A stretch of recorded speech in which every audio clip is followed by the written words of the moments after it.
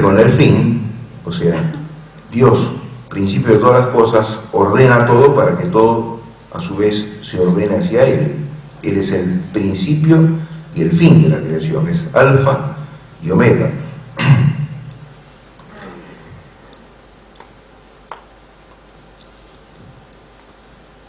El conocimiento de la verdad es el fin de todo el universo. Esto lo dice Santo Tomás de entrada en la Suma contra Gentiles, en el libro 1 del capítulo 1.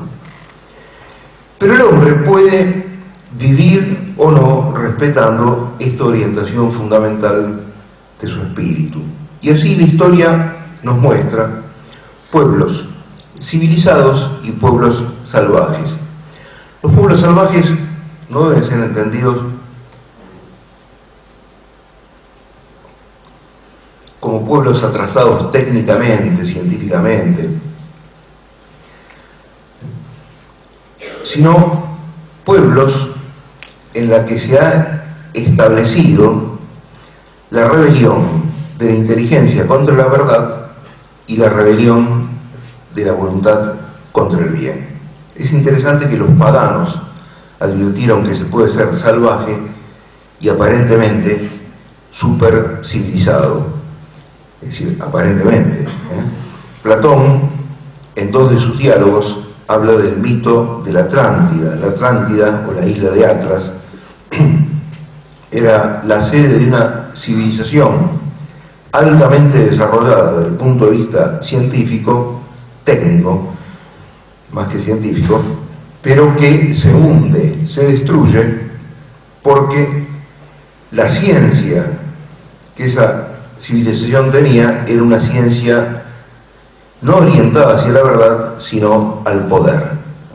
La arrogancia, la soberbia de esos hombres, que los llevaba a desviar su espíritu de la verdad, su voluntad del bien, y los convertía en opresores de los demás, causó la destrucción y el hundimiento de la Atlántida.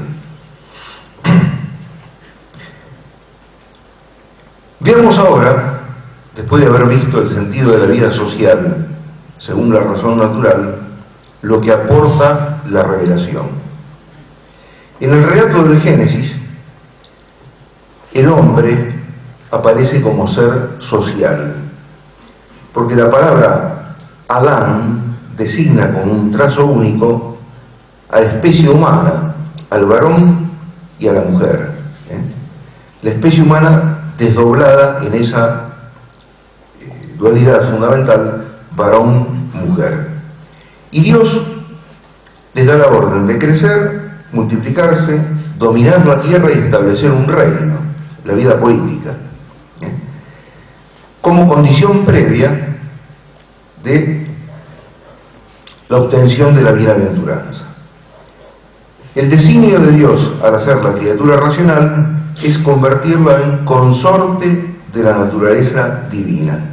Y tal consorcio, tal unión, se realiza por medio de la unión de la inteligencia de la criatura con la verdad del Creador. Cristo dice en el Evangelio de San Juan: yo he venido para que tengan vida y la tengan en abundancia. ¿En qué consiste esa plenitud de vida que Cristo viene a traer a quienes lo reconocen como el Señor? Él mismo revela la naturaleza de la bienaventuranza y dice: en esto consiste la vida eterna, Padre, en que te conozcan y a tu enviado Jesucristo. Pero el ángel y el hombre, que están llamados a ese consorcio divino, son dueños de sus actos, son libres y pueden por tanto aceptar o rechazar esta vocación. Según, aquí interviene la voluntad, se entregan a Dios por el amor o prevalezca en ellos el orgullo. Y esta elección, según San Agustín, divide el campo de la historia. Porque cada uno de estos amores, el amor a Dios o el orgullo, tiende a organizar una ciudad. Porque el vínculo que hace posible la concordia en la ciudad es el amor. San Agustín dice: la ciudad es una muchedumbre reunida por el vínculo de la concordia. Los hombres pertenecen a una ciudad o a otra, desde el punto de vista espiritual, a la ciudad de Dios o a la ciudad del hombre que se revela contra Dios, según el amor que prevalezca en cada uno de ellos. El enfrentamiento de estos dos amores y de estas dos ciudades espirituales es reflejado en la Sagrada Escritura, en el Antiguo Testamento, por el conflicto entre Jerusalén y Babilonia. Y desde el punto de vista histórico podemos decir que la lucha perenne entre el bien y el mal es el tema central de la historia del hombre. Y los acontecimientos todos, los grandes acontecimientos de la humanidad, como las guerras médicas entre griegos y el imperio persa, las guerras púnicas entre romanos y cartagineses, la monarquía cristiana, la revolución, la civilización y la barbarie, las religiones, las grandes creaciones artísticas, las conquistas, los descubrimientos, no adquieren sentido sino en referencia a esa lucha perenne entre el bien y el mal, que en el Nuevo Testamento es presentado en el prólogo de San Juan como un conflicto entre la luz y las tinieblas. Y Cristo en sus parábolas lo representa, en la parábola central de las 120 parábolas que tiene el Evangelio, lo representa como una lucha entre el trigo y la cizaña. En todo caso, queda siempre esto firme. La religión, verdadera o falsa, recta o desviada, es el lazo unificante de la sociedad. Y desde este punto de vista trataré de enfocar la cuestión del comunismo. El comunismo como una falsa religión, pero el comunismo como una falsa religión que ha sido preparada por una serie de desvíos religiosos. La religión es el lazo unificante de la sociedad, porque en definitiva lo que hace posible la convivencia de los hombres en una sociedad es el acuerdo con respecto al fin último de la vida social y de la vida humana. Y este acuerdo con respecto al fin último tiene necesariamente carácter religioso, aunque, como dije, se puede tratar de una religión verdadera o de una religión falsa. Así que, en un mundo o en un tiempo en que parece haber vencido el ateísmo, hay que decir que no hay propiamente ateos, sino idólatras. Pues el sentimiento de lo sacro, la orientación de toda la vida humana hacia una realidad que se considera como principio de todo y que da sentido a todo lo demás, es insuprimible. Lo que ocurre es que el hombre se puede orientar hacia un absoluto verdadero o falso. Pero la religiosidad está siempre presente en el alma humana y está siempre jugando un rol fundamental en la vida social. Hasta tal punto es así que un famoso científico ateo, él, de origen ruso-suizo, el neuropatólogo von Morakov, compara la religiosidad con una especie de instinto espiritual. Los instintos propiamente pertenecen a la esfera de lo sensible, pero al ver que no se la podía suprimir la religiosidad, que aparece siempre en la vida de todos los pueblos y en la vida de cada particular, la llama como una especie de instinto. Bien, esto con respecto al sentido de la vida social, tanto a la luz de la razón como a la luz de la revelación. La vida social tiene como clave de ángulo la religión. Ahora veamos los hechos. El Evangelio, en principio, fue enviado a todas las naciones. pero fue recibido en una base humana que fue el imperio greco-romano, el imperio pagano que representaba lo más desarrollado que había dado la humanidad hasta entonces. El imperio primero persiguió a la Iglesia y después no le quedó más remedio que aceptarla. La acepta en tiempos de Constantino. Pero Constantino, además de aceptar, cesar con la persecución a la Iglesia y bautizarse él mismo al fin de su vida, hace otra cosa sorprendente, que tiene mucho que ver con este fenómeno del comunismo. Decide dividir el Imperio Romano, darle una nueva capital, trasladar la sede del Imperio Romano al oriente. Constantinopla, ahora Estambul. Constantinopla significa justamente la ciudad de Constantino. ¿Por qué Constantino elige trasladar la sede del Imperio Romano a oriente? La razón primera es porque allí las fronteras eran más débiles, estaba el Imperio Persa. Pero hay una razón más profunda y que pesó decisivamente en esta elección de Constantino, que fue que el oriente tenía más prestigio. En occidente el imperio decaía, mientras que en oriente conservaba su esplendor.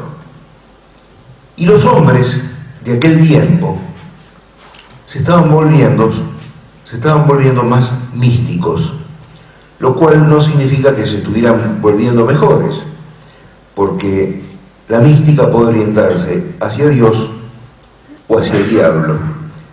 La mística tiene que ver con el misterio, y no siempre los misterios son buenos.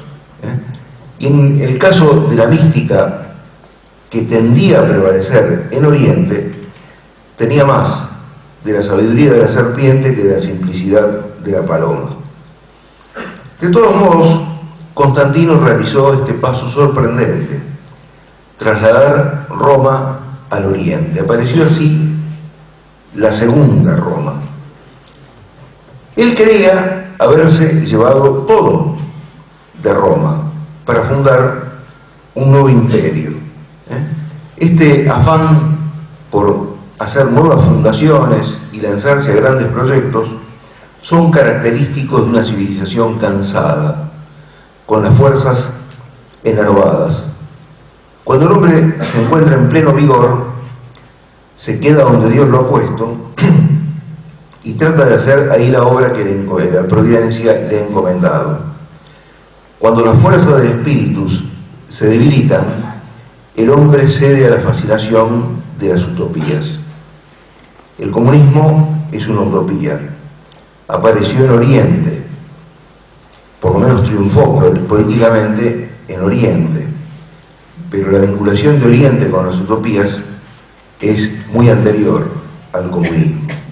Y, es decir, un signo importante de esto es la decisión de Constantino de empezar de nuevo con el Imperio Romano, lo que después fue Bizancio.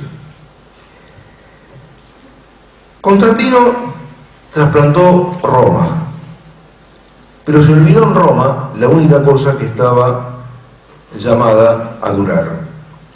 O sea, se olvidó de Pedro. Lo que quedó en Roma fue el sucesor de Pedro. Pasó el año pasado, tuve oportunidad de ver una película sobre la vida de Pío XII, y a Pío XII le sucedió esto en la Segunda Guerra Mundial. Llegó un momento que el gobierno italiano había caído, los alemanes que ocupaban Roma habían huido, las tropas aliadas que avanzaban hacia Roma todavía no habían llegado, Roma no tenía autoridad, la única autoridad que quedó en Roma fue el Papa. Bueno, cuando Constantino decidió llevar la ciudad hacia Oriente, pasó algo semejante. Roma caía a ojos vistas, lo único que quedaba era Pedro y el sucesor de Pedro. Según todas las apariencias, Constantino resultó exitoso en esta empresa, porque el imperio que él fundó estuvo llamado a durar más de un milenio. La vieja Roma quedó atrás casi como una ruina. Por un tiempo se mantuvo la ficción de que el imperio tenía dos capitales, la primera Roma y la Roma de Oriente, Constantinopla.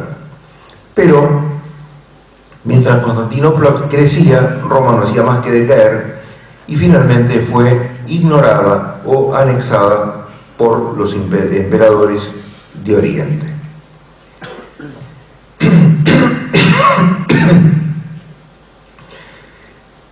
El Papa, sin embargo, no reconocía subordinación al emperador de Constantinopla, mientras que el resto de los patriarcas se movía en la órbita del emperador de Constantinopla. Las otras sedes patriarcales, la misma Constantinopla, Jerusalén, Antioquía y Alejandría, estaban en la zona dominada políticamente por el emperador de Oriente, el llamado Basileus, en griego el rey o el emperador.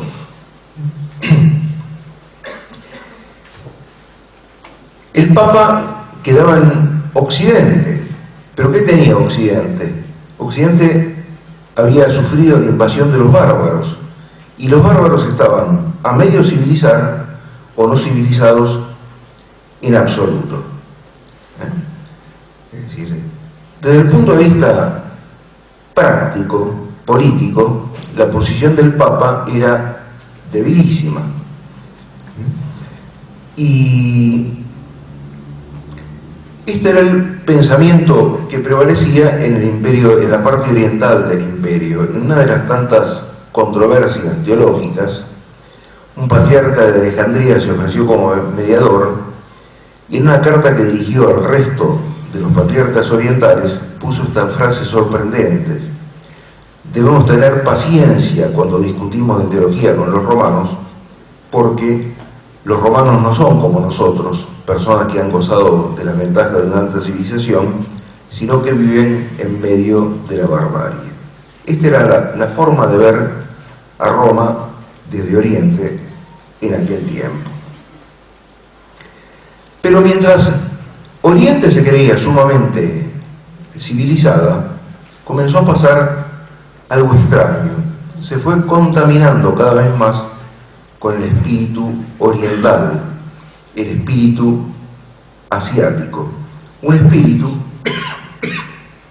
que pronto se manifestó en una fuerza política que comenzó a sitiar el imperio, el Islam. El Oriente se pasó siglos y siglos combatiendo contra el Islam. La religiosidad islámica mostraba de forma plena algo que había comenzado a ser una tendencia en la religiosidad de la parte oriental del imperio cristiano.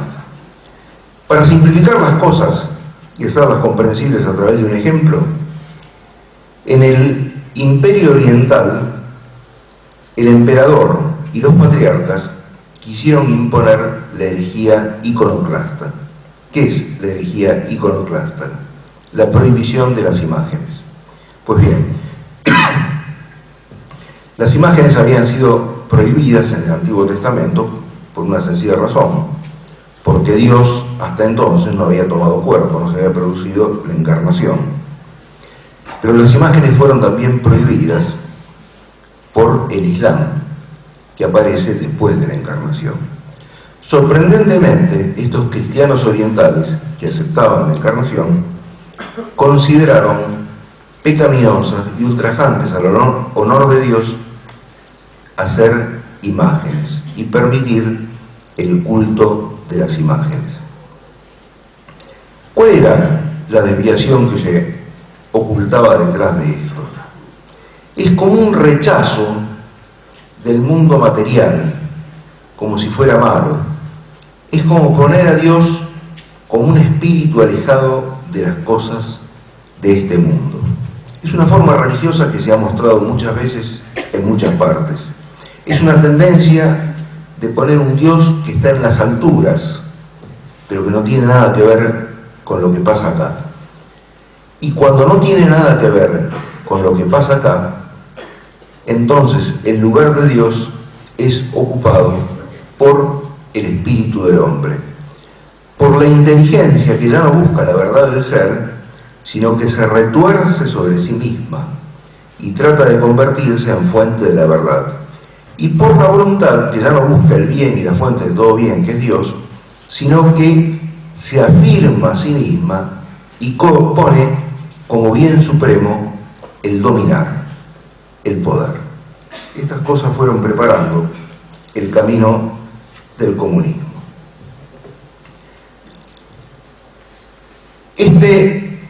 Mirar el mundo creado como malo e intentar sustituirlo por algo que procede puramente de la inteligencia humana, algo que elabora la razón autónoma.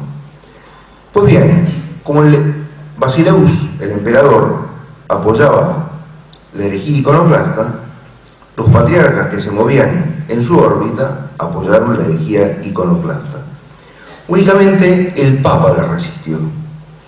Si no recuerdo mal, San Juan IV, que murió semi-mártir por la defensa de las imágenes. Está enterrado en Letrán, en la Basílica de Letrán. El resultado de esta controversia por las imágenes, que al final se impuso gracias a la defensa del Papa de la doctrina verdadera, que se podía tener imágenes y usar imágenes en el culto, aunque no adorar las imágenes, es esa factura extraña que tienen los iconos. Los iconos dan una visión bidimensional de la figura humana. No deben sugerir relieve. Es una especie de compromiso al que se llegó en la Iglesia Oriental. Es como una presentación achatada de la figura humana para que no tenga demasiada realidad, para que no desvíe del culto hacia Dios. No se niega el valor religioso de los iconos, que sabemos que es altísimo, pero simplemente en esa característica hay un reflejo de la controversia iconoclasta. Los halos de los iconos, que representan zonas de luz, o del fuego donde irradia el fuego de la santidad, eso sí pueden ser tridimensionales y pueden ser trabajados con relieves o bajos relieves, pero la figura humana debe permanecer como una especie de figura geométrica bidimensional, sin demasiada realidad. Bien, la defensa de la teología que había detrás de esta controversia aparentemente de poca importancia de las imágenes, pero se trataba de defender la verdad de la encarnación y que Dios podía santificar también la materia y santificarnos a través de la materia, llevó al Papa a morir semi-mártir. Por entonces, los pontífices hicieron otra cosa que irritó grandemente y terminó de separar al mundo occidental del mundo oriental. En lugar de apoyarse en el emperador oriental, los papas comenzaron a buscar el acuerdo con los pueblos menos cultos, menos civilizados de Occidente. Estaban los francos, estaban los germanos, los francos mismos pertenecían a tribus germanas, es decir, diversas tribus invasoras que se habían civilizado un poco en Occidente el Papa decidió volverse hacia ellos. No solo predicar el Evangelio, sino procurar que constituyeran una suerte de unidad política en quienes pudiera apoyarse. Este ir hacia los bárbaros sorprendió e irritó a los orientales, quienes tomaron mayor distancia del occidente, que de un modo incomprensible para ellos descendía al nivel de los menos cultos. Y hubo un tercer factor que vino a ser más grande aún, la separación entre Oriente y Occidente. Los musulmanes se hicieron dueños del Mediterráneo, por lo menos no era tan fácil atravesar el Mediterráneo, y esto aumentó la barrera que separaba a una y otra parte del antiguo Imperio Romano, y los eslavos introducen como una cuña entre Oriente y Occidente. Usaban además distintas lenguas. En los tiempos de esplendor no había habido dificultades de comunicación, pero el latín se hacía extraño para los que habitaban en la parte griega del Imperio Romano, y el griego resultaba extraño para la mayor parte de los latinos. Todo esto llevó a la separación.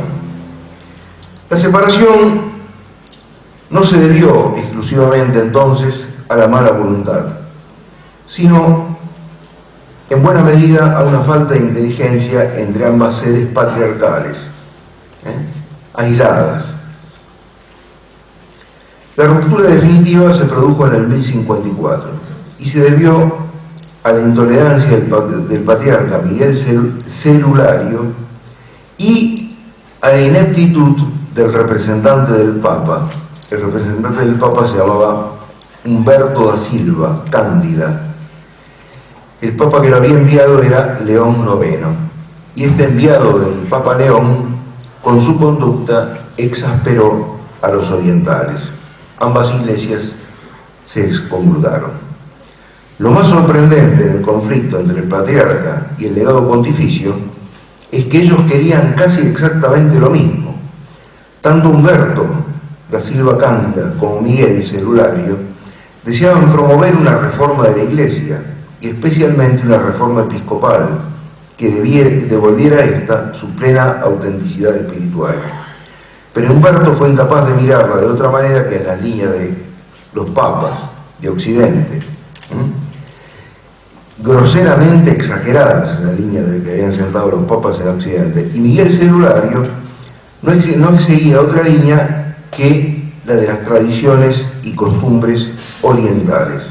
O sea, cada uno de ellos fue incapaz de separar la fe, que es universal, de las propias formas culturales que son accidentales.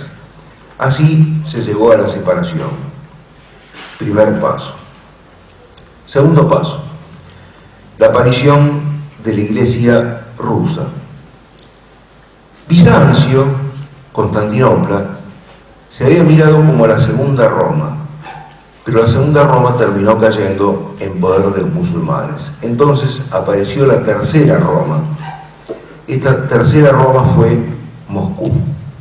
Se hizo común entre los ortodoxos rusos decir que la primera Roma había caído, la segunda Roma también había caído, pero la tercera Roma nunca jamás caería.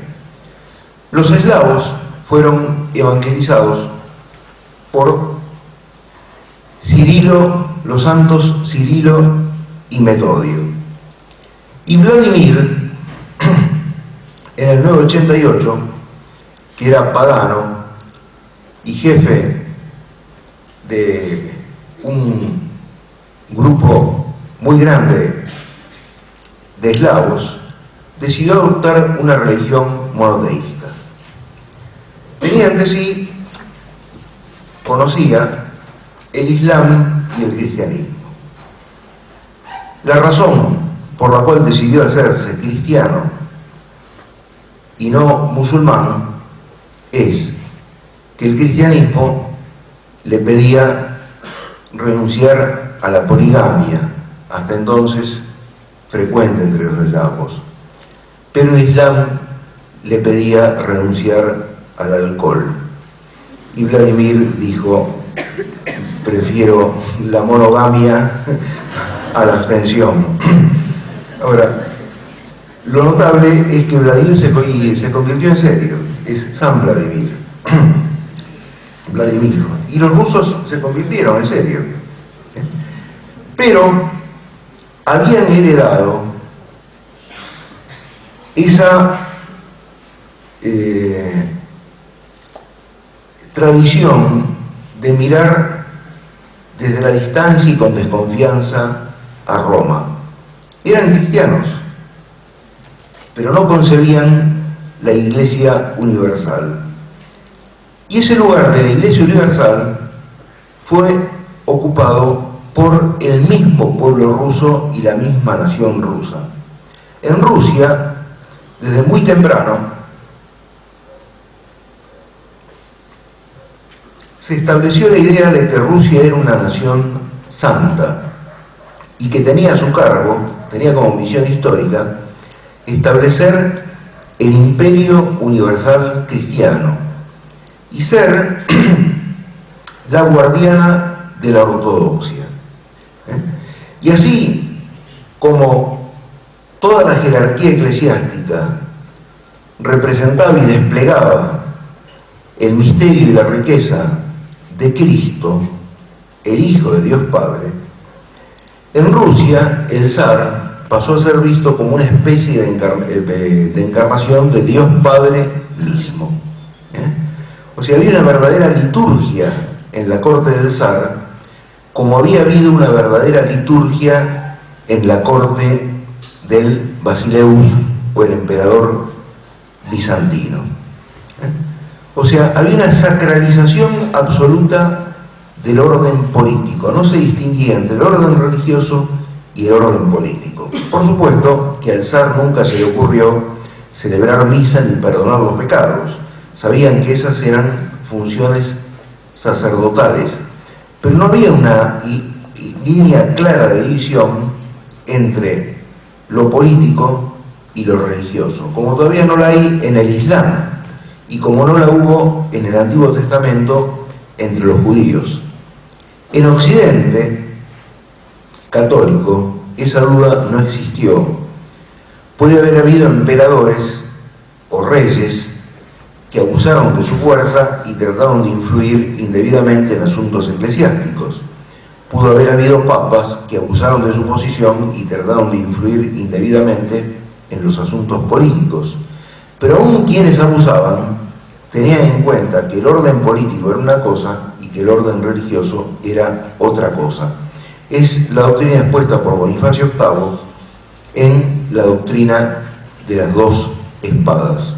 Esa doctrina no estuvo claro ni en Bizancio ni en Roma. Es decir, iba a explicar, es decir, por lo menos en parte, ese aspecto mesiánico con que se presenta el comunismo. Hay un testimonio relativamente reciente sobre esta confusión que había en Rusia, y es de un gran escritor ruso y verdaderamente cristiano, Dostoyevsky. En los diarios de junio de 1876, Dostoyevsky escribe que Rusia llevó en sí, desde la caída de Bizancio, el tesoro de la ortodoxia, y que cuando los pueblos orientales se enteraron que el imperio bizantino había caído bajo los turcos, actualmente Constantinopla es Estambul, y no se encuentra en poder de los griegos, sino en poder de los turcos. Cuando los pueblos orientales se enteraron, a mitad del siglo XV, de la caída de Constantinopla en poder de los turcos, espontáneamente se volvieron hacia Rusia, que pasó a ser la Santa Rusia, que tenía como misión guardar no solo su propia fe, sino la fe de todos los pueblos creyentes en Cristo, y que debía además llevar a la fe de Cristo a aquellos a que todavía no lo reconocían como Dios y Salvador. Es más, Dostoyevsky dice que la primera Roma cayó porque había cedido a la tentación del anticristo, se había sometido políticamente. La segunda Roma, Bizancio, cayó porque cuando el ataque musulmán se le hacía insoportable, se encontraba sin fuerza para seguir resistiendo el ataque musulmán, buscó el apoyo de la latinidad y buscó un compromiso religioso con la Iglesia de Occidente. Dostoyevsky dice, esta fue la causa por la cual Dios abandonó a Bizancio. Si no hubiesen buscado el acuerdo con Roma, nunca habría caído en poder de los turcos. Dice, pero la tercera Roma, Moscú, dice, nunca cometerá el error de la segunda Roma. Siempre tendrá en claro que la Roma de los papas es una Roma sometida al poder del mundo. Es más, no solo los ortodoxos estaban convencidos de que Roma sería, Moscú, la tercera Roma, sería siempre fiel y tenía como misión encabezar la cristianización de todo el mundo, sino que hasta hubo quienes esperaron una tercera revelación en Rusia. La primera revelación, la revelación de Dios Padre, había tenido lugar en el Antiguo Testamento. La segunda revelación, la revelación de Dios Hijo, había tenido lugar en el Evangelio. Creían que en la misma línea habría una tercera revelación y definitiva, y esa tercera revelación sería confiada a Rusia. Por ejemplo, el importante filósofo Berdyaev, pero él fue uno de tantos, había muchos que esperaban esta tercera revelación, y lo que en realidad les vino en lugar de la revelación del Espíritu Santo fue el comunismo. Rusia cayó en ese estado de cosas porque había habido una profunda falla religiosa, y este es el tema que da lugar, o que trata extensamente una muy buena escritora rusa, creo que todavía vive, Tatiana Goricheva. Escribió La fuerza de la locura cristiana, y un libro, Hablar de Dios resulta peligroso, y un libro del que voy a tomar algunas reflexiones de ellas y testimonio que trae de ellas sobre personajes importantes de la Iglesia rusa. El libro se llama Nadiezhda, que es la palabra rusa que significa esperanza. Lo editó Herder en los años 80, está agotado y no está reeditado. Es una pena porque el libro es una joya. La Goricheva escribe: lo que ahora está sucediendo en Rusia, cuando él escribía estas cosas, Rusia estaba bajo el comunismo,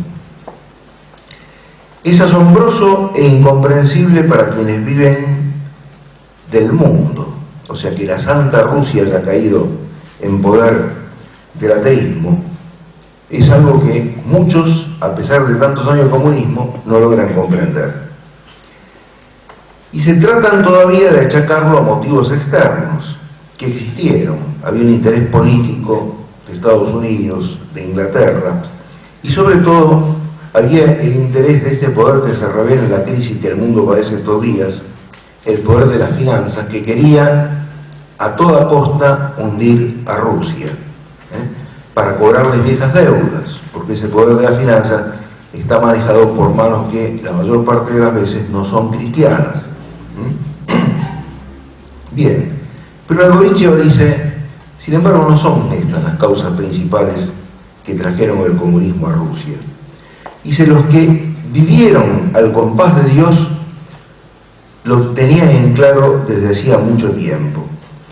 Numerosos combatientes rusos de la fe no solo habían previsto con siglos de anticipación esta infortunada época, sino que la confirmaron con sus testimonios. No fue en lo exterior donde percibieron el peligro que amenazaba a la Iglesia, porque la situación de la Iglesia rusa era floreciente.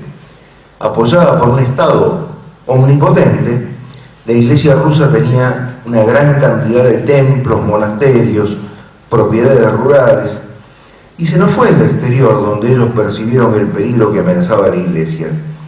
Vieron que el peligro consistía en que la auténtica piedad estaba desapareciendo de los monasterios, que quienes estaban en el secreto de lo que sucedía se desinteresaban de ello e impedían que los demás lo entendieran, que pese a su aparente prosperidad, el cristianismo de la Iglesia rusa estaba a punto de expirar. Como ejemplo de certeros vaticinios sobre lo ocurrido en Rusia, la autora, Tatiana Goricheva, ofrece una gran cantidad de afirmaciones de obispos y religiosos de los siglos XVII al XIX. En realidad los testimonios vienen desde antes, pero es decir, hay que tratar de abreviar.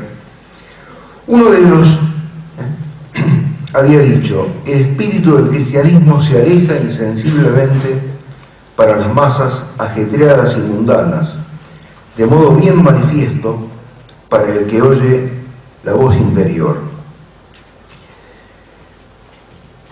El espíritu se aleja del núcleo de la humanidad y la deja abandonada a su propia rutina. Huya entonces a los montes quien está en Judea, decía el obispo Ignacio Brinchianinov, 1807-1867. Y todo esto se dijo en un florecimiento, en una época de florecimiento exterior de la Iglesia rusa. Otro dijo: los talentos diplomáticos de los obispos son preferidos a la palabra de Dios. En ellos habíamos puesto nuestras esperanzas y por medio de ellos habíamos buscado la solución a nuestros males.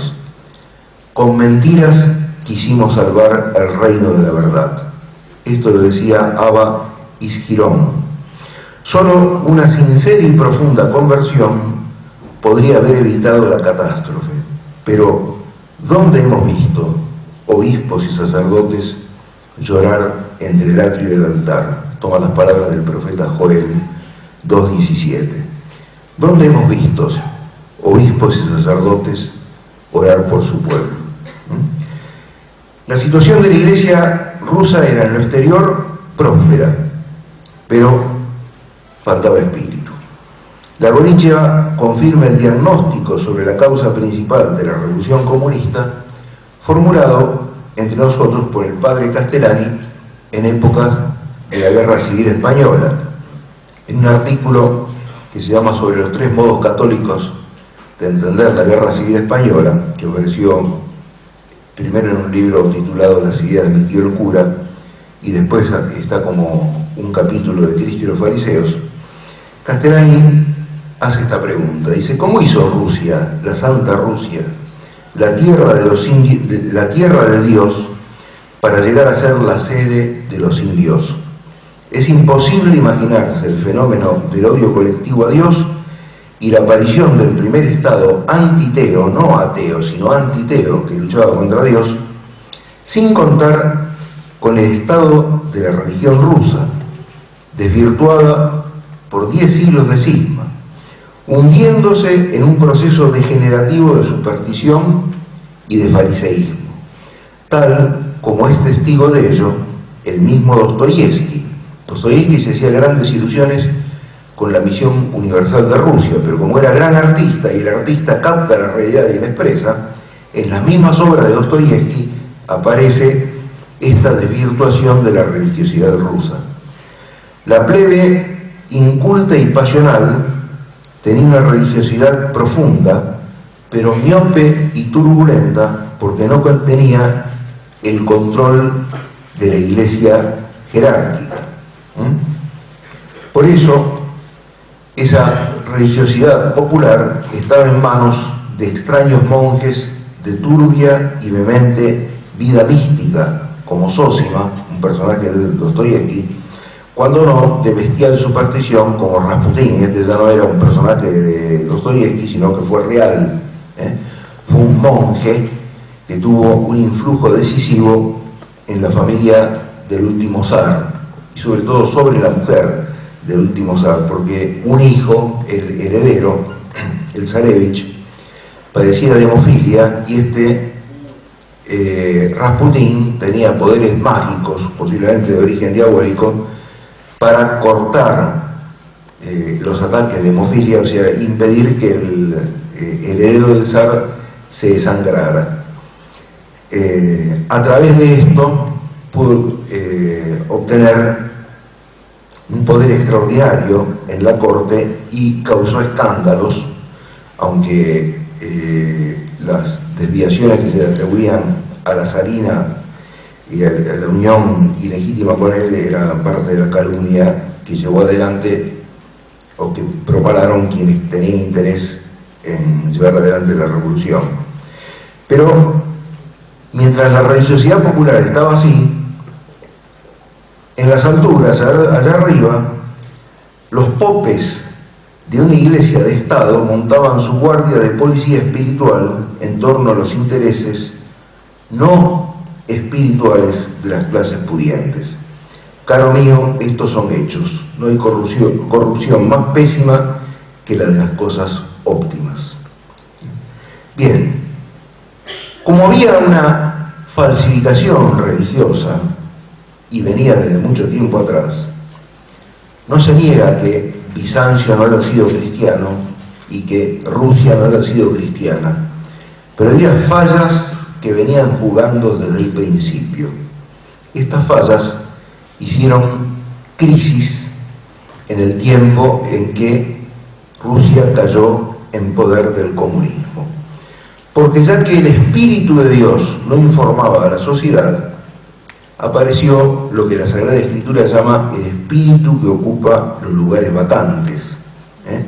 La religión rusa se había vuelto cada vez más una cáscara, y el vacío fue ocupado por el poder de la sombra, el poder de las tinieblas.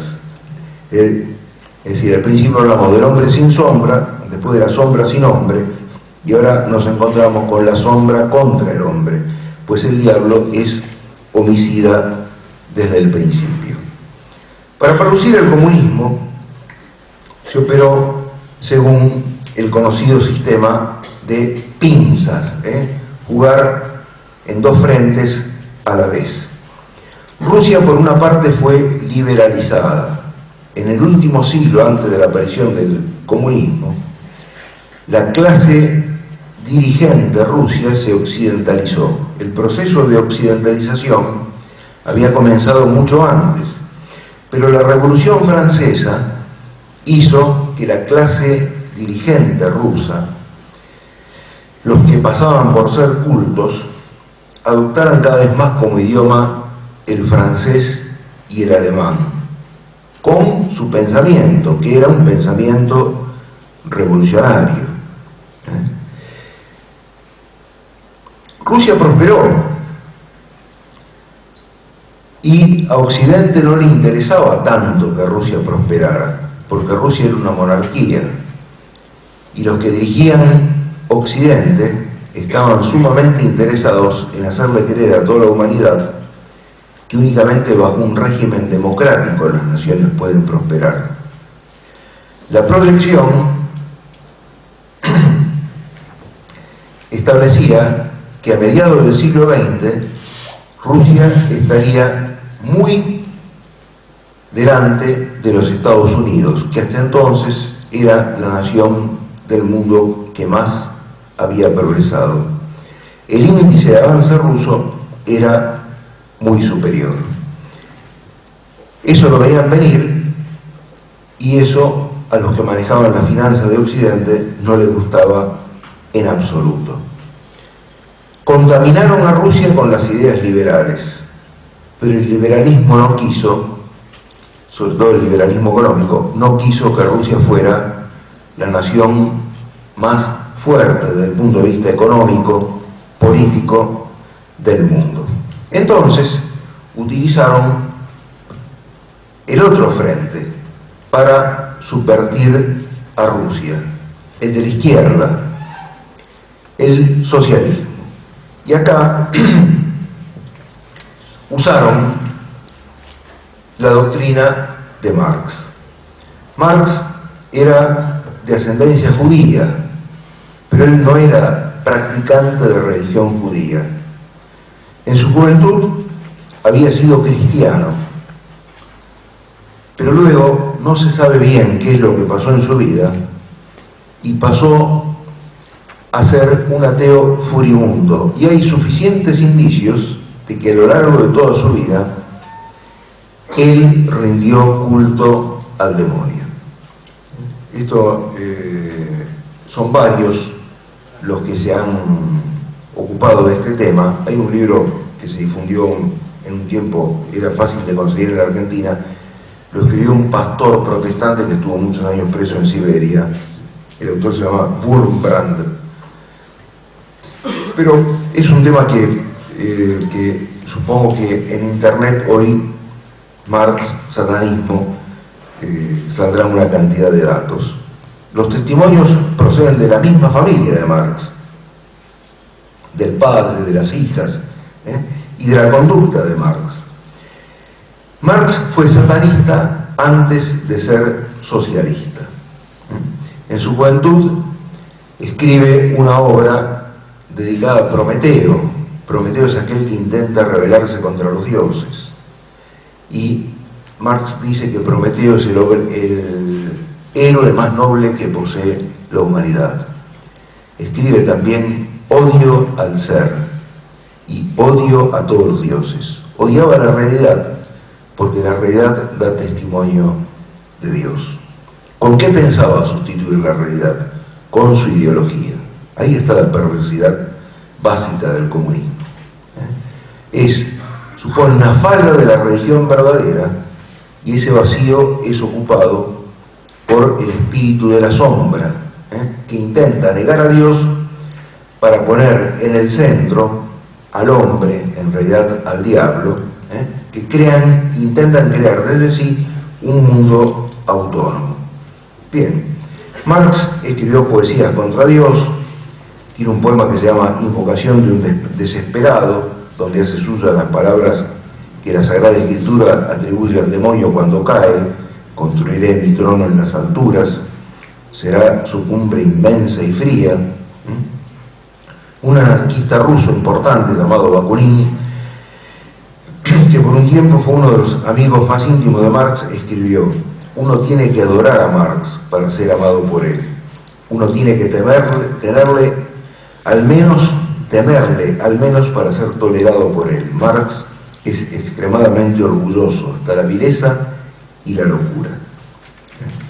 Bien, sus hijas cuentan que de noche, para hacerlas dormir, les contaba cuentos, pero estos cuentos tenían temas como un hombre que había vendido su alma al diablo y cosas semejantes.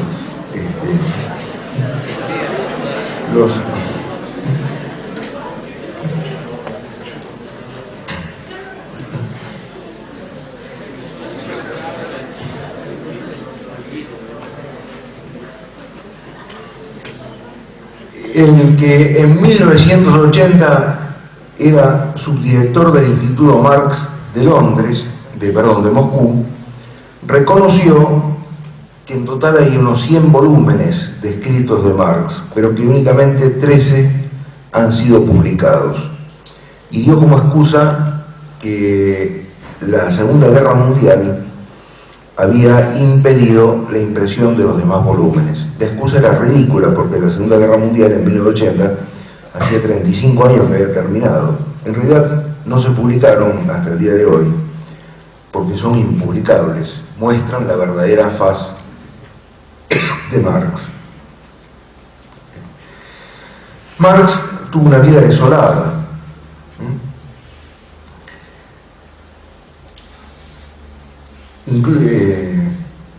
Esa vida tiene tragedias como el suicidio de 2 de sus hijas y de un yerno. 3 hijos murieron de desnutrición. Su hija Laura, casada con el socialista Laforgue, también perdió a 3 de sus hijos. Luego ella y su esposo decidieron suicidarse juntos. Otra hija, Elinor, decidió con su esposo hacer lo mismo. Elinor murió, pero él cambió de idea al último momento.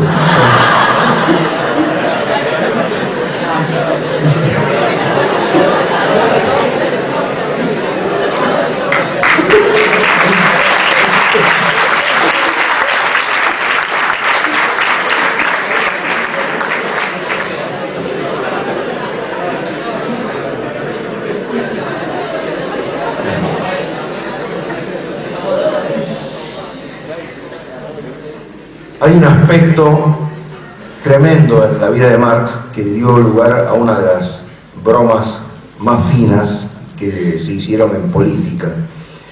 Por supuesto, simples gestos, pero los políticos con gestos se entienden y se pueden decir muchas cosas. En 1960 visitó Austria el que era primer ministro de la entonces existente Unión Soviética, Nikita Khrushchev.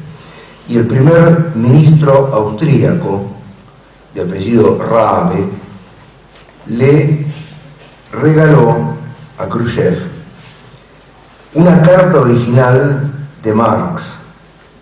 Pero Khrushchev no debe haber disfrutado mucho con la lectura de esta carta, porque era la prueba de que Marx había sido informante de la policía secreta austríaca.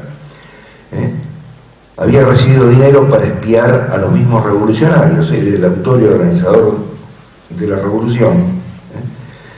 Marx había denunciado a sus camaradas durante su exilio en Londres, recibía 25 libras por cada información que entregaba, y sus notas se referían a los revolucionarios en Londres, París y Suiza. Cuando agonizaba un tío suyo, Marx escribió: si el perro muere, se me acaban todos los problemas. A lo cual Engels, otro revolucionario amigo de él, al enterarse de que el tío de Marx había muerto, dice: te felicito por la muerte del perro. Dice, Marx escribió después: un muy feliz acontecimiento. Ayer nos comunicaron la muerte de un tío de 90 años de mi esposa. Ella recibirá unas 100 libras esterlinas o más, aún. Si el viejo perro no ha dejado parte de su dinero a la mujer que administraba su casa. No tenía sentimientos más cariñosos para quienes estaban más cerca de él que este tío. Ni siquiera se hablaba con su madre. En diciembre de 1863 le escribió a Engels: hace 2 horas llegó un telegrama anunciando que mi madre murió. El destino necesitaba llevarse un miembro de la familia. Yo ya tenía un pie en la tumba. En las presentes circunstancias, yo estaba más necesitado que la vieja. Debo ir a Treveris para ocuparme de la herencia. Esto fue todo lo que dijo Marx con motivo de la muerte de su madre. Además, la relación de Marx con su esposa era evidentemente mala. 2 veces ella lo abandonó, pero en ambas oportunidades regresó. Cuando ella murió, él ni siquiera fue a su funeral. Bien, Marx, aunque era judío, no amaba a los judíos, escribió la cuestión judía contra los judíos.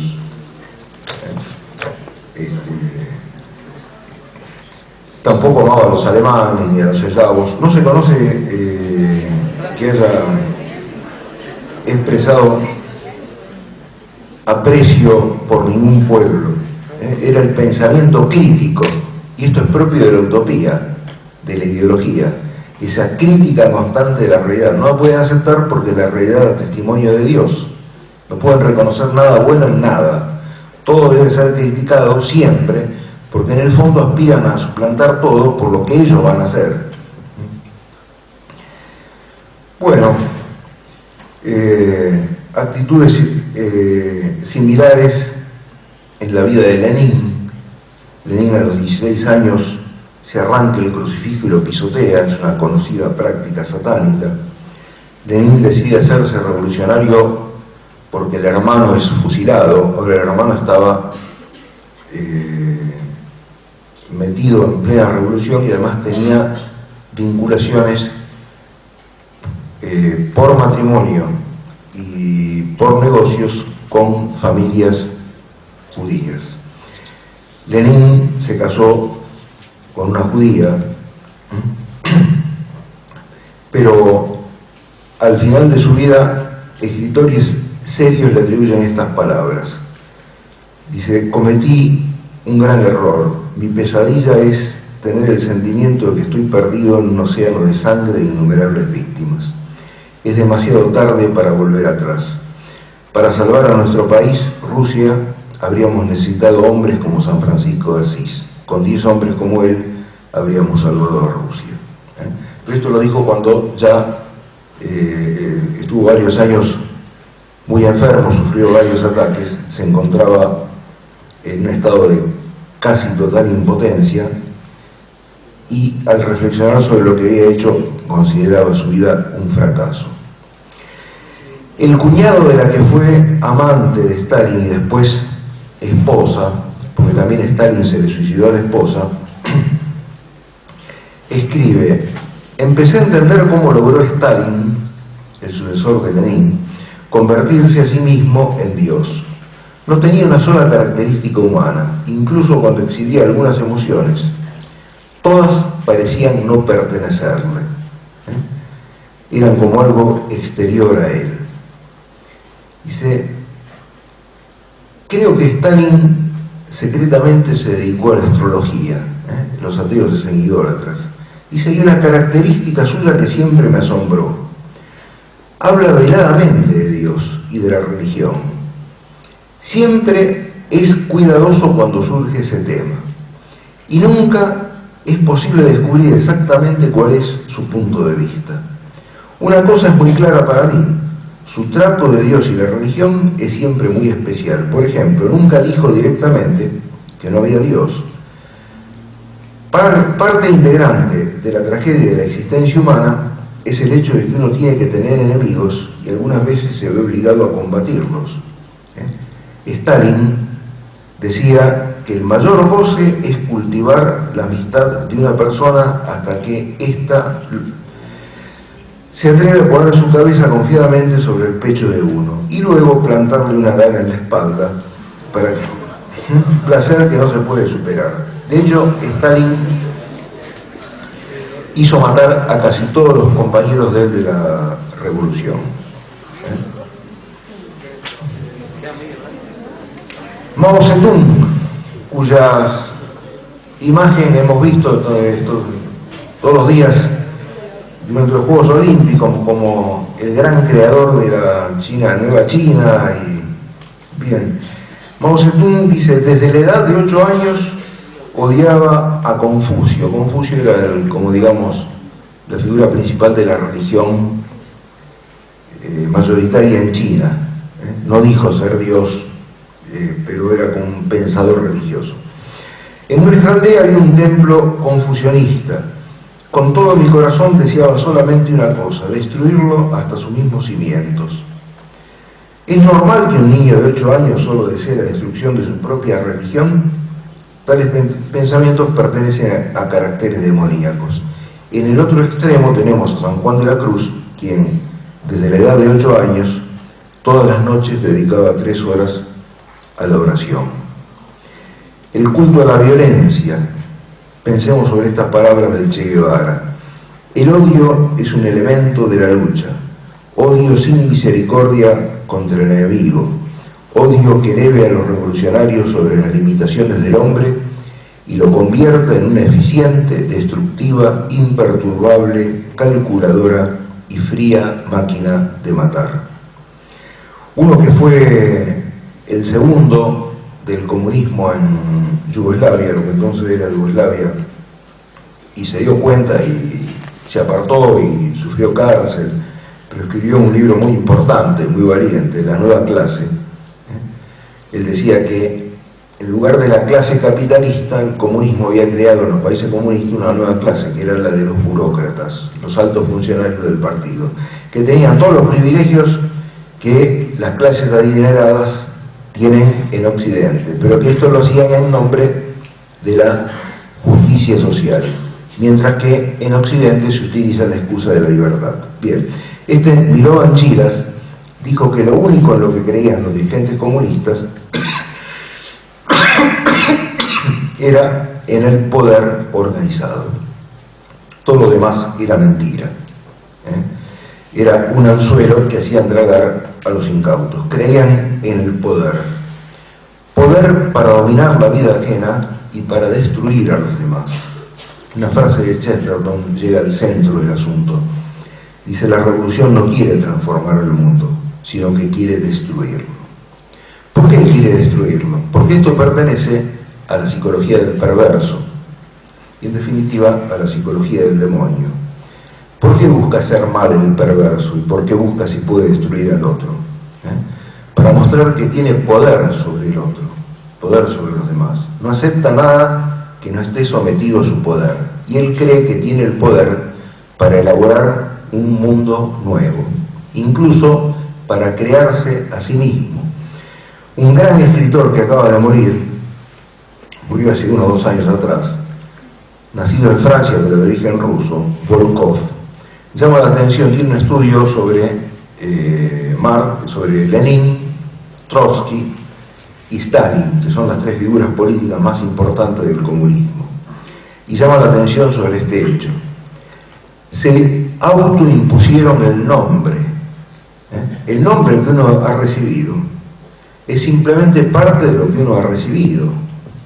El hombre es un heredero, no solo del residuo de los padres y de la sociedad, fundamentalmente de Dios, la existencia, el mundo, etc. Lenin, Trotsky y Stalin son 3 nombres que ellos mismos se autoimpusieron. Y en este gesto, Volkov ve la voluntad del hombre fáustico, del hombre que pretende ser creador de sí mismo y crear un mundo nuevo en una actitud de total rebeldía al creador. Esta es la verdad que está detrás del comunismo. Dijimos que fue ayudado por el capitalismo. La Revolución Rusa fue financiada desde Wall Street. Trotsky, el creador del ejército ruso, Ejército Rojo, pudo crear esa enorme organización gracias a la cual triunfó en Rusia, con dinero que le pasan los banqueros judíos de Nueva York, especialmente el cuñado de Trotsky, que era un alto funcionario de la Reserva Federal, de apellido Warburg.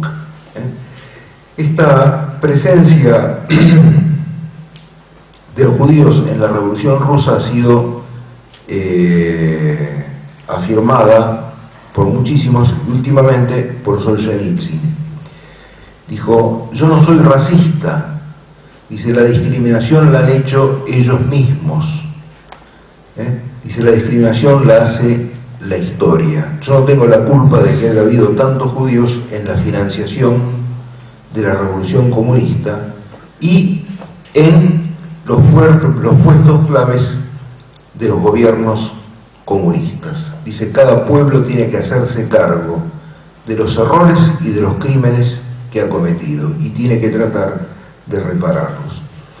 Con todo, insisto, y voy terminando para no extenderme demasiado, que la causa principal de la Revolución Rusa y de los efectos que ha tenido no deben ser miradas en el campo, no deben ser buscadas en el campo político ni en el campo económico, ni creer que es efecto sobre todo del interés que tenían enemigos tradicionales de Rusia, por ejemplo los judíos en terminar con el cristianismo en Rusia y derribar el poder del zar. La causa más profunda es religiosa. Se produce una decisión por la cual el Oriente se separa de Occidente. Una persona un tiempo atrás me decía, desde que la Iglesia Católica se separó de la Iglesia Ortodoxa, estaba condenada al desastre litúrgico que estamos padeciendo. Es exactamente al revés. El centro es Pedro. Es decir, esto no significa que el Papa vaya a ser santo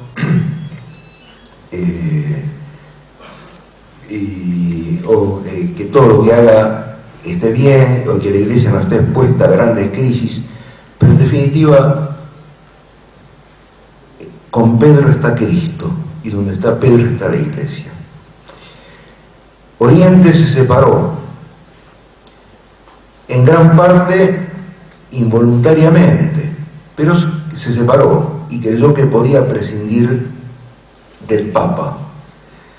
El iconoclasmo, la lucha contra las imágenes, mostró hacia dónde se orientaba la cosa, hacia el terreno de la utopía, la ideología, la mente que rechaza el mundo material, la mente que pretende vivir de sí misma. Esa ideología triunfó con el Islam, el Dios divorciado del mundo, el Dios al que los creyentes ni siquiera verán en la otra vida. Y mientras tanto, en el mundo la guerra santa y el harén. Pero esa ideología también triunfó con el comunismo. Dios no prometió la salvación a ninguna nación. El único pueblo que tiene promesas de parte de Dios es el pueblo judío, porque tuvo por misión traer a Cristo y se asegura la conversión de una parte de Israel al final de los tiempos. Fuera de Israel, y en este sentido, no como lo entienden los sionistas, no hay promesas para ninguna nación en la Sagrada Escritura. No hay promesas especiales para Italia, porque en Italia está el Papa. España en gran parte cayó en el siglo XVII porque creyó que España era el reino de Cristo. Y así sucesivamente.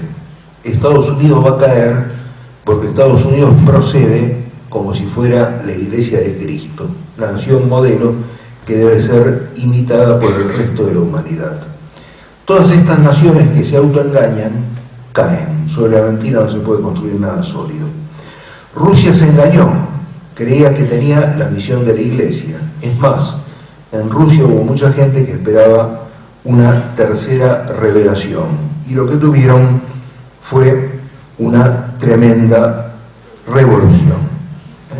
El saldo del paso del comunismo por la humanidad son por lo menos 100 millones de víctimas, pero los que conocen más sobre estas cosas dicen que el número probable de víctimas es más cercano a los 200 millones que a los 100 millones. Es decir, sobre todo en China, la cantidad de víctimas que ha habido es incalculable. Y el método es siempre el mismo: la explotación económica en nombre del liberalismo, llevar a los pueblos a romper con la tradición por medio de la izquierda, y esos dos frentes son controlados por una instancia más secreta y más diabólica. Promete por el liberalismo el progreso de la humanidad, promete por el frente de la izquierda, el socialismo, la redención y la justicia a la humanidad, pero ambos trabajan de acuerdo y tratan de llevar a la humanidad a un estado de sombra total, una humanidad que no pueda dar culto a Dios, sino que se vea obligada a dar culto al demonio.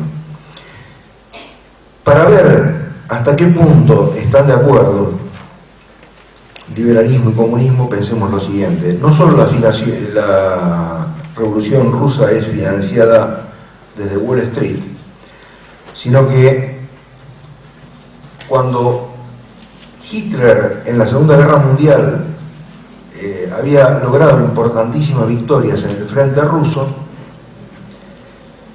desde Occidente abastecen a Hitler con enormes cantidades de armamento, dinero, etc., pero además Estados Unidos interviene en guerra.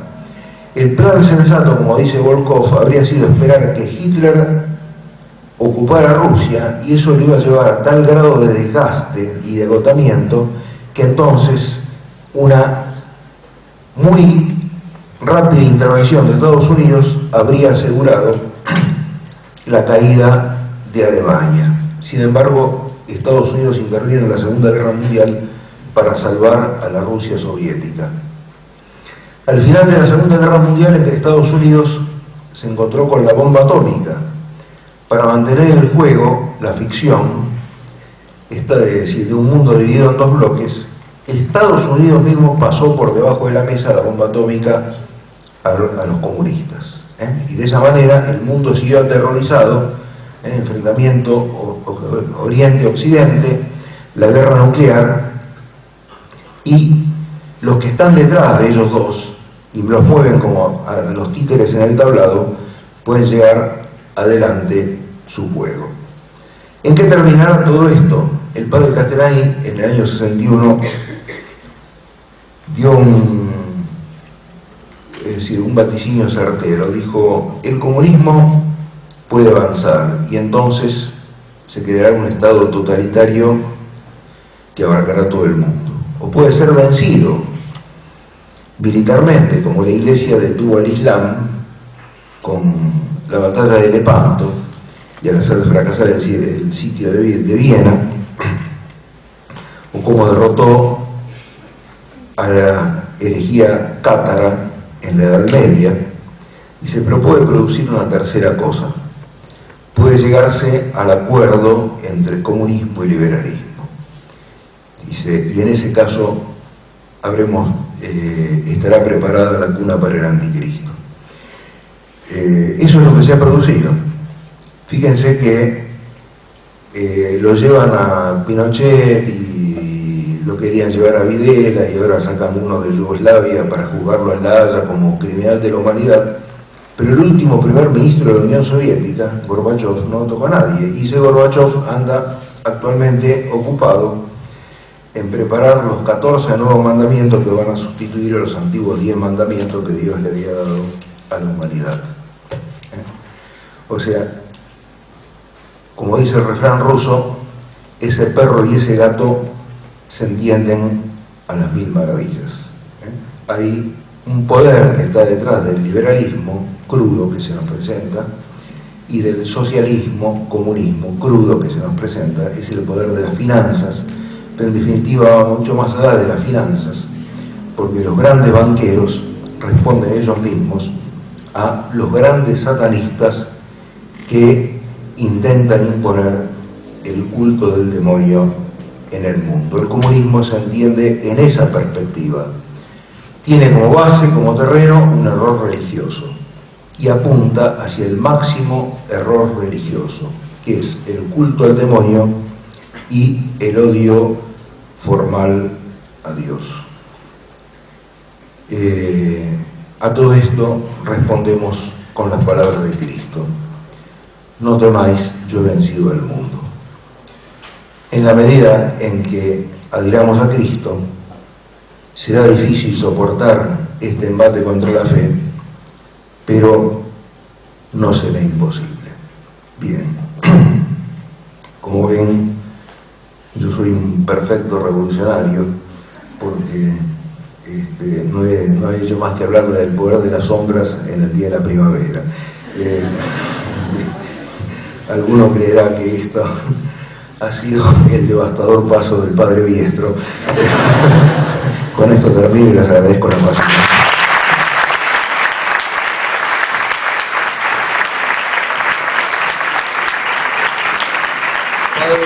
Padre, ahora no sé si tendría tiempo para 2 o 3 preguntas. Bueno, sí, como...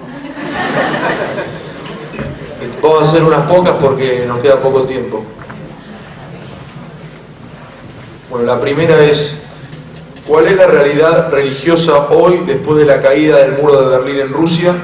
¿Hacia dónde va orientada?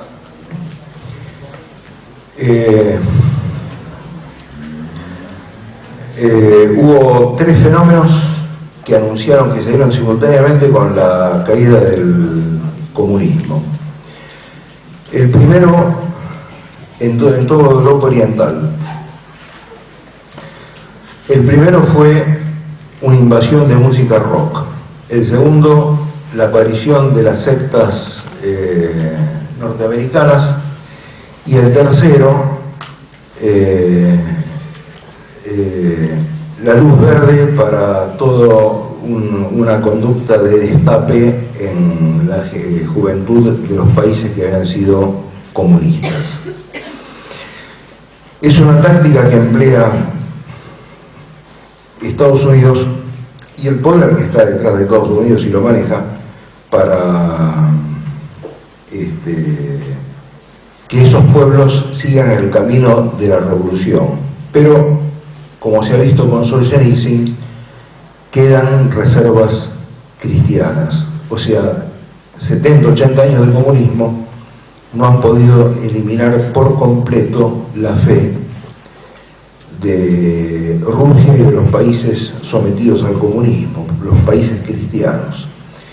Y parece ser que muchos ortodoxos entienden el papel que le cupo a la Iglesia ortodoxa en la preparación del comunismo. Eso puede ser un signo de esperanza. ¿Por qué el progresismo cristiano se alió con el comunismo? ¿Puede llegar a haber una cuarta revolución después de la protestante francesa y rusa?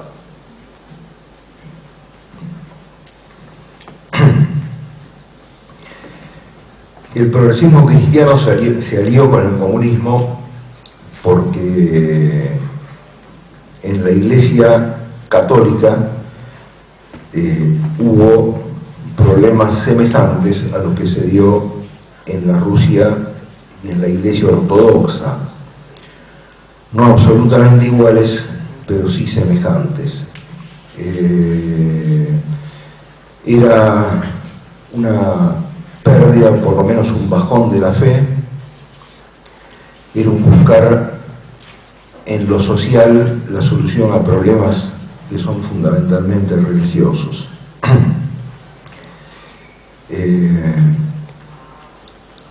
Con respecto a las revoluciones, la cuarta revolución es necesaria, solo que no sabemos cuándo se producirá, porque las otras tres mencionadas fueron la protestante, la francesa y la comunista. Son preparatorias de la revolución final contra Cristo que la llevará el anticristo, pero no sabemos cuándo se producirá. ¿Cómo se injerta el pensamiento de Marx en Rusia?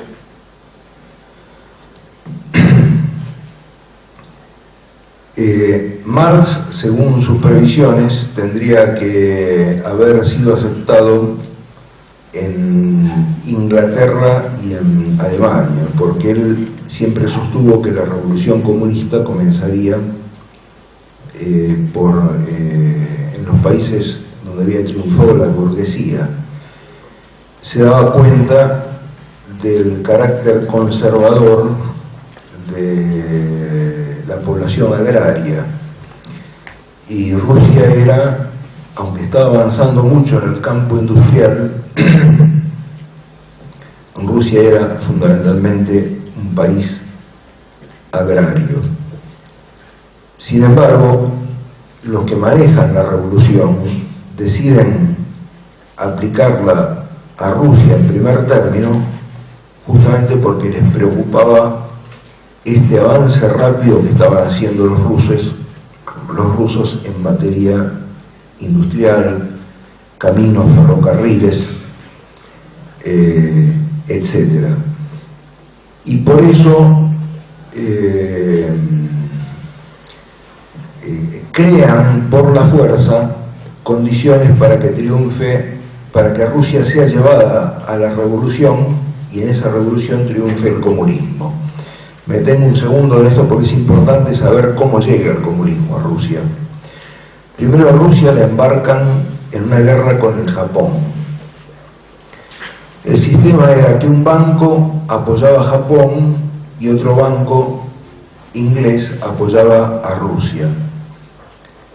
En la mitad del conflicto, los ingleses lo dejan a los rusos sin víveres mientras siguen apoyando a Japón, y entonces Rusia es derrotada.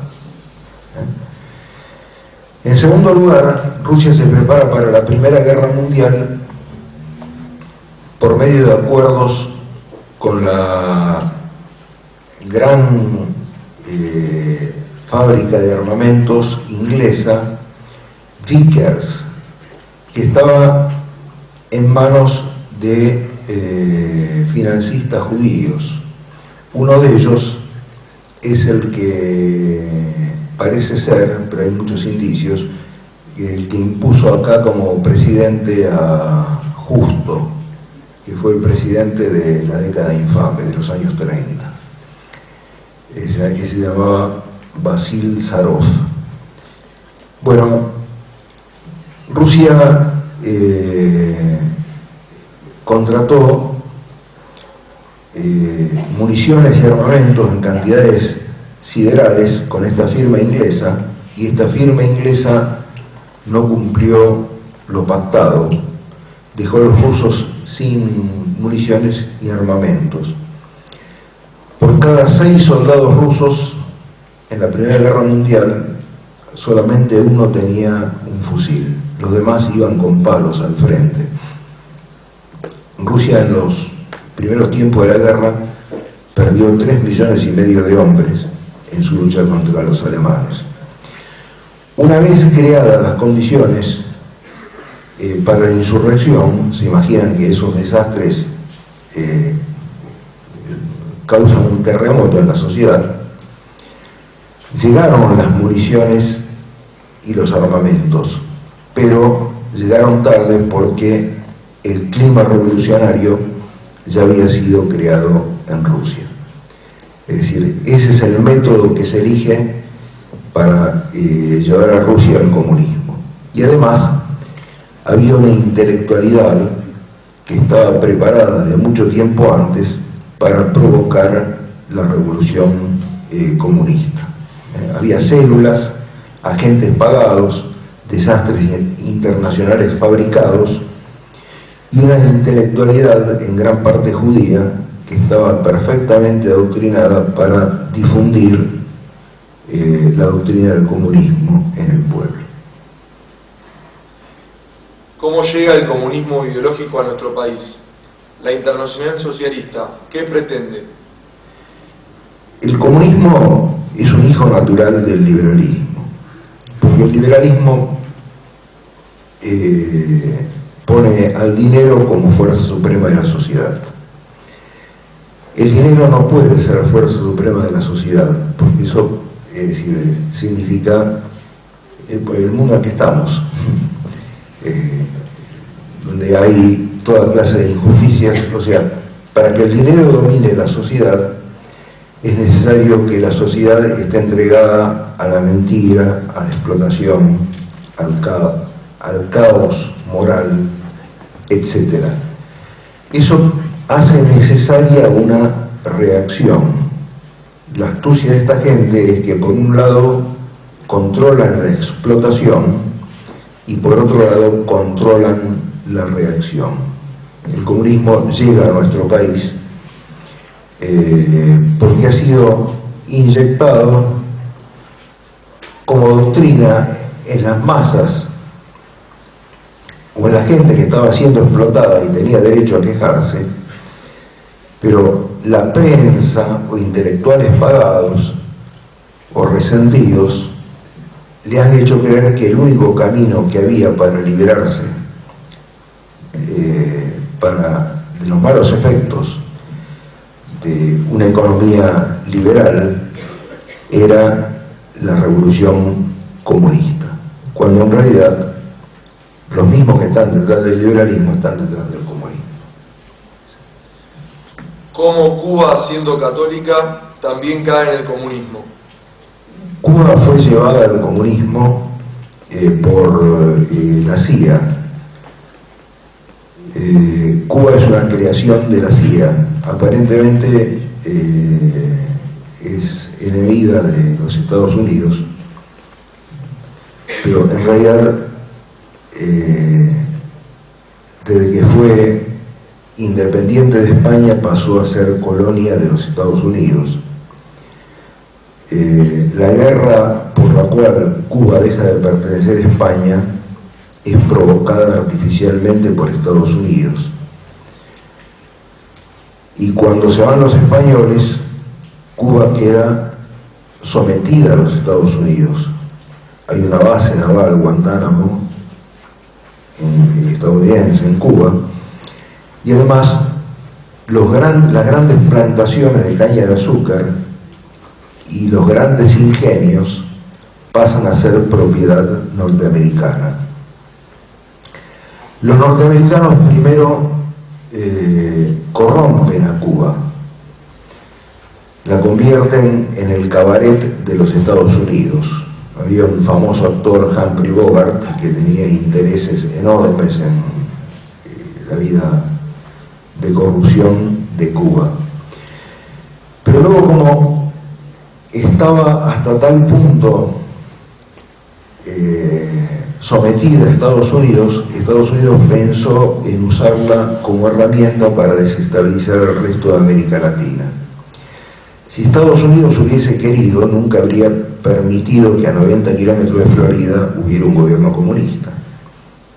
Está ahí porque no representa ninguna amenaza para los Estados Unidos. Simplemente la ideología que se exporta desde Cuba y la revolución que se exporta desde Cuba apuntan a desestabilizar a América Latina, o sea, alejarla de sus raíces, que son católicas, y hacerle creer a los pueblos hispanoamericanos que los únicos que pueden levantar la bandera contra la explotación capitalista son los socialistas.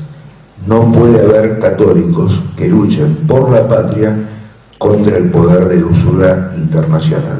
Esa es la función que tiene. Fíjense cualquier diario que se consuma en el país y verán que la economía es liberal y la cultura que difunden es de izquierda. Eso es un experimento al alcance de cualquiera y muestra cómo funciona el sistema. Sabemos que la revolución comunista ya no es más por las armas, sino por la cultura, revolución cultural. ¿Cómo debe un católico actuar ante esto? ¿Cómo parar el avance que está teniendo en la sociedad y la confusión que crea en las mentes de los jóvenes a los que se los confunde ideológicamente? Y la primera norma es sobrenatural, conservar la vida de gracia, porque Cristo dice, sin vía nada podéis. O sea, contra este ataque de esa luz negra que viene, que es en definitiva demoníaca, y que es la que orquesta la revolución, la única arma eficaz es la gracia y la luz que viene de Dios. En segundo lugar, formarse, estar en condiciones de rebatir, o sea, llegar a tener un conocimiento de la historia del país que no sea deformado por la mentira oficial, y así con respecto a los grandes temas. Y en tercer lugar, el testimonio de la vida cristiana, sobre todo el testimonio de la caridad, es un testimonio que el mundo no puede rebatir. Bueno, y ahora la última pregunta. ¿Qué opinas sobre la promesa de Fátima sobre Rusia? Sí, permanece el tercer misterio revelado en parte y parece que revelado en parte mínima. Solzhenitsyn decía que en 1917 era el año más importante del siglo XX, porque en 1917 tuvo lugar la Revolución Rusa que estamos comentando, pero tuvo lugar también la aparición de la Virgen de Fátima, y un tercer hecho que pasa desapercibido a la mayor parte de los católicos, pero que sin embargo está señalado por Cristo como un signo de los últimos tiempos. En 1917 se estaba librando la Segunda Guerra Mundial. Inglaterra estaba perdiendo, Francia estaba perdiendo, y entonces intervienen los financistas judíos y le dicen, se comprometen a hacer que Estados Unidos intervenga en la guerra si los ingleses entregan la Palestina a los judíos, y lo hacen ese año. Hay un general inglés que creo que se llamaba Allenby, vino de Egipto, ocupó la Palestina y se crea el Estado judío. La vuelta de los judíos a Israel es un signo que está anunciado en el Evangelio. Por supuesto que no se trata de la simple vuelta, sino que el Nuevo Testamento habla también de la conversión. Pero en el Evangelio de San Lucas, uno de los signos que se da de que el tiempo de las naciones ha concluido es que los paganos dejarán de pisotear la ciudad santa, y Jerusalén está en poder de los judíos desde que Cristo dijo esas palabras hasta 1967.